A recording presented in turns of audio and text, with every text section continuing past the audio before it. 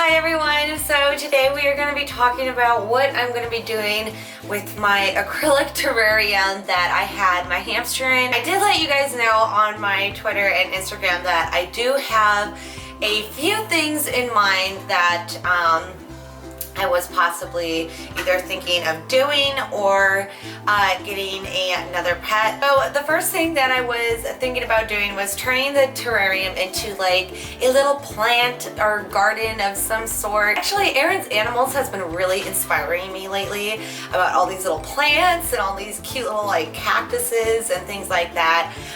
She has a bunch of those kind of videos where she puts those things together on her second channel, and they're just such a joy to watch, and it's just really inspiring. So I was thinking about either doing something like that as well, like just making like, you know, a whole little cage full of little plants and taking care of them. I'm sure a lot of you guys know that I like to do a ton of research on different kinds of animals that really interest me. There's like an animal that I really like. I tend to do a ton of studying on it and I just want to know everything about it and all that kind of stuff. So there are actually two pets that I had been studying about and researching about and getting to know better, you know, throughout the years or whatnot. But the first one is fiddler crabs.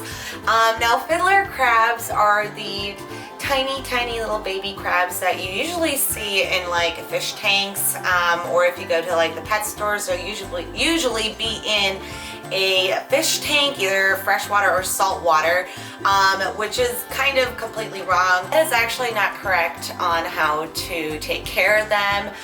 They actually require both land and water, and the water has to be based out of brackish water, so a mixture between fresh and salt water. They will actually die if they are kept in only fresh water alone, like after a month or so. It's really sad because a lot of people don't know that, and there tends to not be as much information out there on fiddler crabs, and they're just, I don't know, they're so tiny and they're so cute. I think that the terrarium would be a really good cage for them.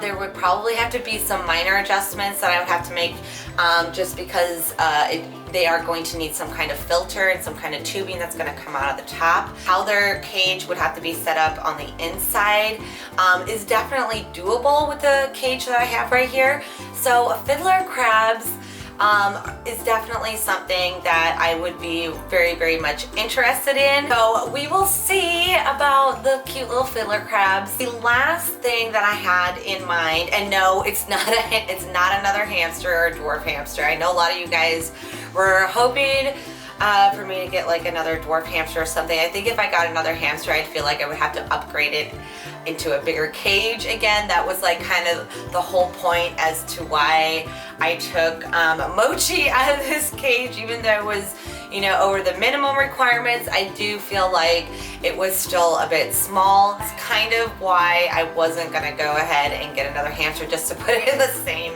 you know, kind of situation. But that was a very good guess from you guys. Last thing that I was thinking about getting was hermit crabs. Hermit crabs have always interested me, even when I was a kid. I actually have never owned them or gotten them before, because they interest me so much. Whenever I have like some free time, I always tend to look them up and, you know, learn about them, and researching about the correct that they are going to need and all that kind of good stuff. There's also a great website to learn about hermit crabs as well. I'm going to have that linked down below if you guys want to learn a little bit more about hermit crabs. There's a lot of very experienced people that have had hermits for a very long time, and yeah, they just give out great information and correct information. So I definitely recommend checking out that website if you do plan on getting some hermit crabs of your own, because I feel like hermit crabs, you know, from the outside looking in, that you would think as well, just like with hamsters, how a lot of people think hamsters are, you know, great for you know, a small child like the age of 5 or 6, and it's kind of the same concept. Like they think as well, like hermit crabs are, you know, children's pets as well. When I believe after, you know, doing so much research on them, they are very, very fragile creatures, need to be given the correct habitat, and they're actually quite difficult to take care of. It's because of temperatures and how the cage needs to be in humidity, because that's how they breathe and all that kind of stuff. There's so much about them that I definitely recommend checking out if you ever want to get hermit crabs. Anyway, enough rambling about that. I've probably been talking your heads off, to be honest. This cage would be perfect for them. The only thing is, if I do decide to get hermit crabs, I really need to make sure that I modify this cage first, because hermit crabs, they, depending on the size of your hermit crab, they are going to require an amount of substrates. This terrarium right here, because of the doors and they open from the sides, the actual measurements is, it goes up to 5 inches. So I have 5 inches of space to give them substrate, but I would need a little bit more. Now, because the minimum is at least 6 inches of substrate, this would obviously not work, and I don't want to give them less substrate when the minimum is supposed to be 6 inches. I don't want to give them like 5 inches. It would have to be modified, which is something I probably could do.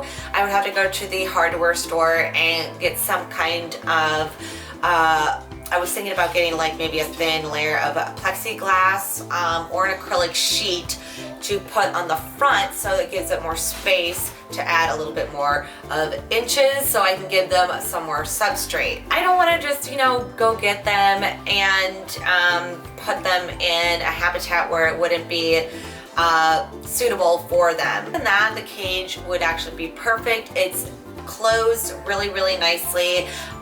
These acrylic terrariums actually will hold heat in and the humidity that they need in very, very well, just because it's, you know, made out of acrylic and everything's kind of closed around it. Right, so I think that if I modify the cage a little bit to make it able to hold a little bit more substrate, I think it would actually make a really, really good cage. It is really, really close to 40 gallons. I think that would be a decent size to house a couple of hermit crabs. Those are just some of the plans that I have, you guys.